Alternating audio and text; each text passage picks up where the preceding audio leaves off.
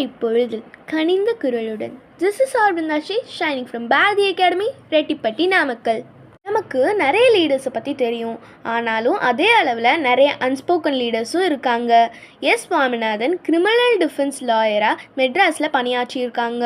சுவாமிநாதன் சமூக சேவகர் மற்றும் சுதந்திர ஆர்வலரும் கூட. இவங்களுக்கு பிறந்தவர் தான் லக்ஷ்மி சாஹல். இவங்க அக்டோபர் 24, 1914 பிறந்தாங்க. இவங்க எக்ஸ் இந்தியன் ஆர்மி ஆஃபீஸர். இவங்கள கேப்டன் லக்ஷ்மின்னு அழைக்கப்படுறாங்க. இவங்களை கண்டுபிடிச்சது நேதாஜி சுபாஷ் சந்திர போஸ். இந்தியன் ஃப்ரீடம் ஸ்ட்ரகிளில் புலி மாதிரி செயல்பட்டிருக்காங்க. வார்லையுமே பாட்டாக இருந்திருக்காங்க. ஆனால் செகண்ட் வேர்ல்டு வாரில் பார்ட்டிசிபேட் பண்ணலை. அதனால பர்மா பிரிசனில் தண்டனையும் அனுபவிச்சிருக்காங்க. இவங்க ஃப்ரீடம் ஃபைட்டர் மற்றும் இந்திய பெண்கள் இயக்கத்தின் தலைவரும் கூட. After the Bhopal gas tragedy in 1984 சாகல் தலைமையில் மருத்துவ குழு அமைக்கப்பட்டிருக்கு.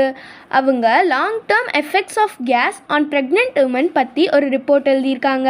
சாகல் இந்தியாவுக்கான உண்மையான நேஷ்னலிஸ்ட் லீடராக இருந்திருக்காங்க. அவங்க கார்டியாக் அரெஸ்டால் 23 ஜூலை 2012 மார்னிங் 11:20 இருந்தாங்க.